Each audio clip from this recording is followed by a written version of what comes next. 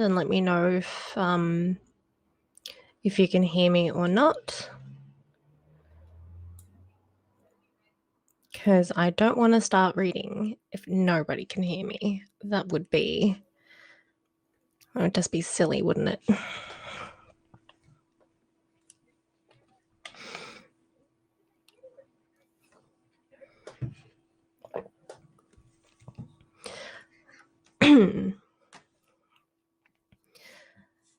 I feel like I should probably fill up my water bottle before I start anyway. So I'll give you guys a few minutes to rock up and then I'll be back. And I'll leave you guys a comment for those who appear while I'm not here.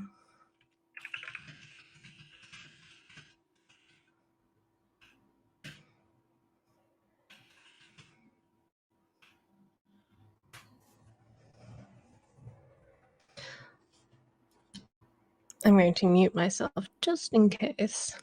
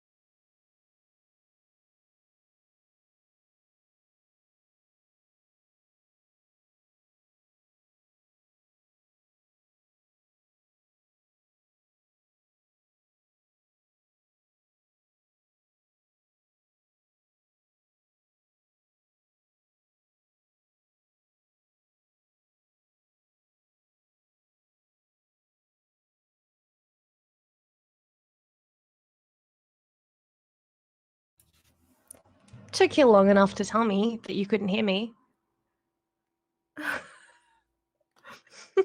I've just been like talking to myself this whole time. Thank you. So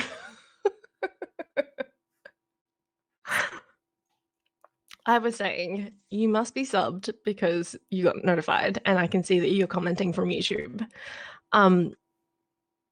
Do we know each other? Is my question. I don't recognize your name. How's life treating me? It's good. I can't complain. I have first world problems. There are a lot of worse things happening out there. And I consider myself lucky. You know? So, yes, that is, in a nutshell, what I was saying to myself in those 5 minutes that I was talking.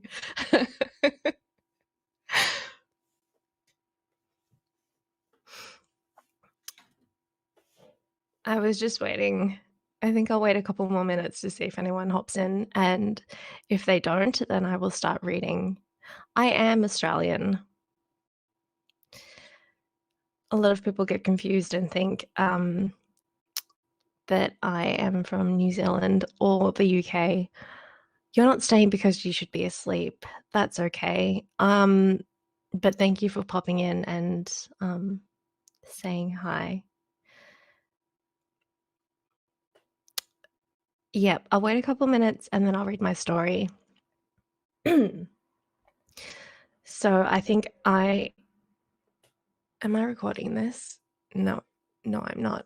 I should record this to put it up on my YouTube channel when I'm done.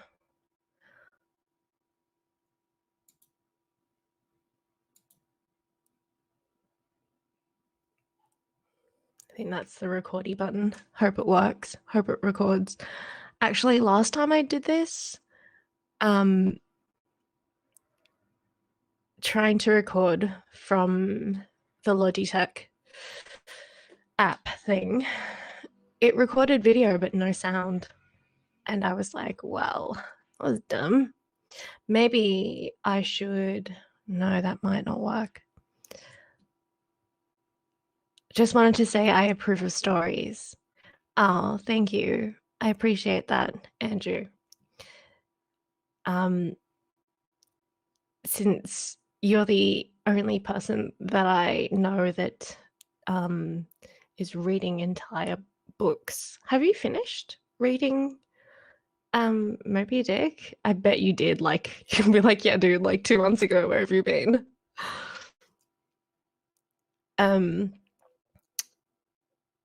Okay, well, it's fine if no one really shows up because this is recording anyway. Okay, ciao. So, welcome to another episode of I Read the Thing and you guys listen and go to sleep at some point. I'm going to be reading this short story that I discovered in high school. I say discovered, but it was an English text. And I just fell in love with it and have pretty much like carried it around with me into adulthood because it's just a great short story. Like, I mean, I'll let you guys decide for yourself, but the little English nerd in high school loved this story, and I still love it too. So I'm going to share it with you guys. So it's by Terry Tapp, and it's called Love Letters Straight from the Heart. Now you'll have to excuse me because I will be hydrating intermittently.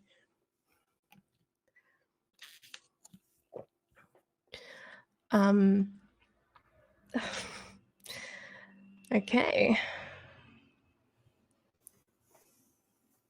So I'm going to start reading now. There were 6 letters on the doormat. 4 bills, one circular, and one green envelope. It was, of course, the green envelope which caught Robert's eye. Excuse me. He picked up the bundle and ambled through to the kitchen, systematically slitting the letters open with his thumb. Then he put the kettle on for a cup of tea, lit a cigarette, and sat at the table.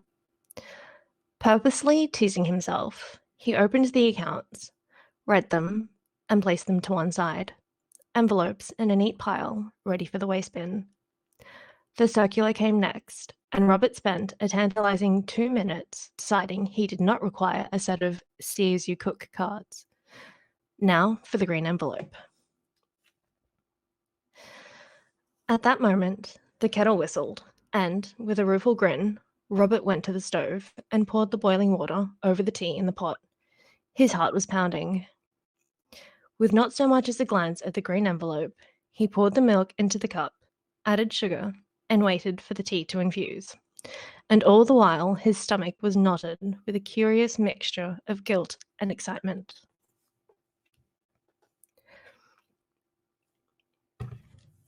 That's my dramatic pause.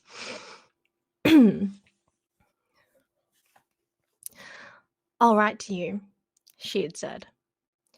Do you think that wise? He'd asked, anxiously. Robert poured his tea and took the cup back to the table. After a sip or two, he could stand the tension no longer, and he pulled the letter out. My darling, it started. I promised you that I would write, but what can I say? I could say I love you, but the phrase is all used up nowadays. I adore you. Excuse me. I worship you. No. It means much more than that. To be terribly romantic, I think I would lay down my life if you asked it. I want, any way I can, to make you happy. Hello and welcome to Storytime. Robert lit another cigarette, inhaling deeply. Our stolen time together was an island in my life. I must see you again. God knows, it isn't often during a lifetime that two people meet and fall in love. For us to have met, like strangers in lost in a big city, was a miracle, and I cannot let it go at that. I know you are married, and I know you feel guilty about our affair, but I am helpless to stop myself pursuing you. Ever yours, your unsigned lover.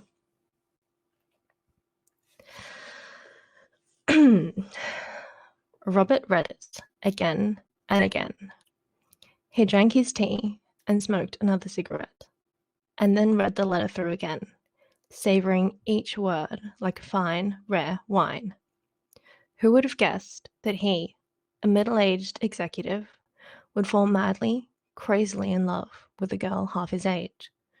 It wasn't as if he was unhappily married either. Cynthia has been, still was, a good and loyal wife.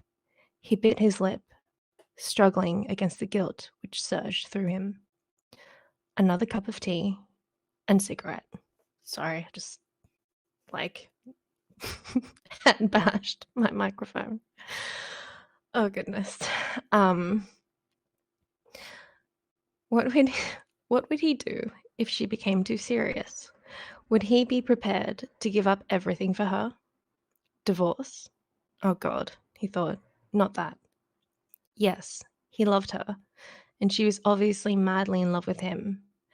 But to give up everything, the home, the safe, stable marriage.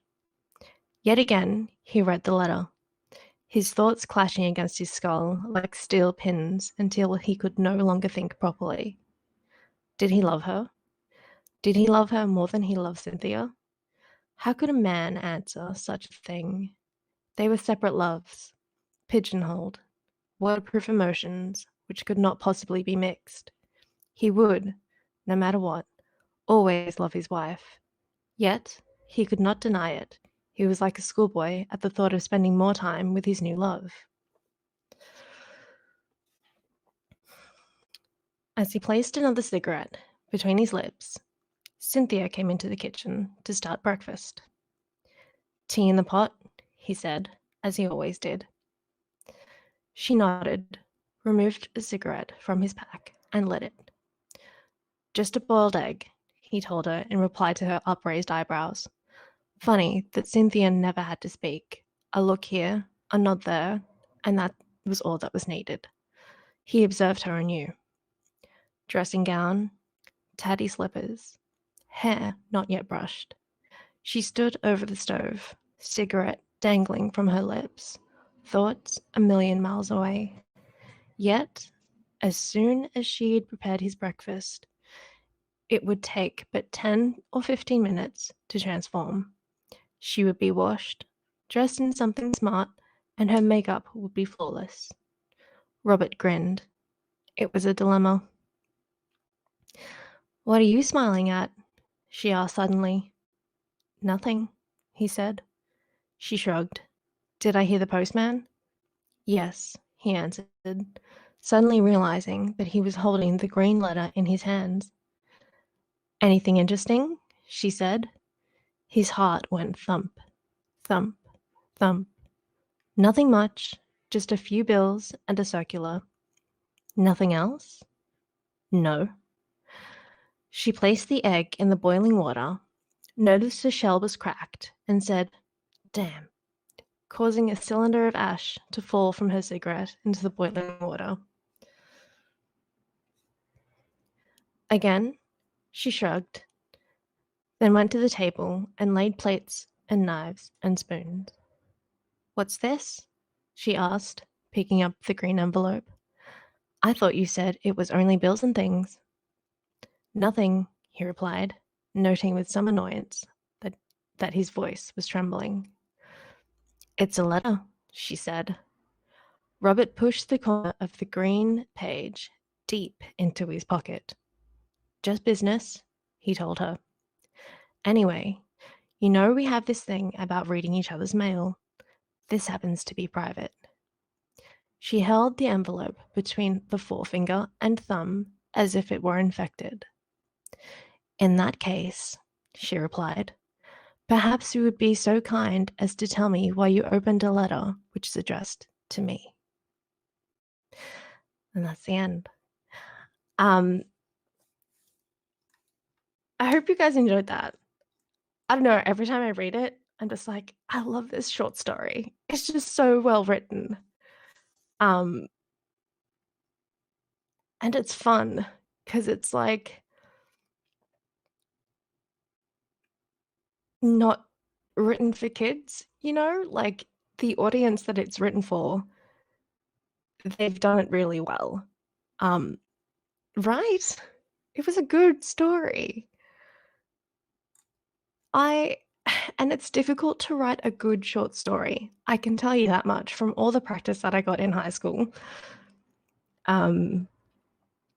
It's hard to write a good short story.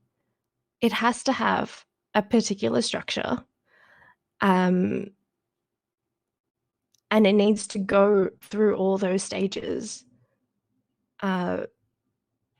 succinctly and be entertaining. So I think this, to me, does that. It's really good, like evoking emotion. And you don't really need to know Robert. You don't really need to know Cynthia or the other two characters or any of the history, because that's not what this short story is about. Like, I like that you don't need any background and you don't really need to know the characters, because the story just like evokes all the emotions and you kind of attach to the characters in that way. The only way he could get relief is if his wife helps him to make the decision, because she's the one that knows him. So he wanted her to find out subconsciously. Maybe he likes tea and his pot and cigarettes. So yeah, I think I might go hunting for more good short stories. Because as I'm doing this, I'm like, yeah, you know what? It is hard to write a good short story. So there might be other really good ones out there. Why, thank you. I mean, I am actually talking in uh, a more relaxed, calm tone. I have a lot of different tones, but because I'm reading the story, I'm kind of just keeping it chill, you know? Because I definitely have some more very excited and loud voices. This is my calming, I'm trying to help you guys go to sleep voice. And usually when I have the microphone so close to my face, I think that it naturally makes me want to lower my voice and speak at a more lower level, you know? Anyway, um, I hope you guys are all well. And I am going to end this podcast because I'm recording it. So I will see you back on Haps in a few minutes. I'm just going to take a quick break, but stick around for a chat in the next few minutes. Thanks for joining me on this podcast.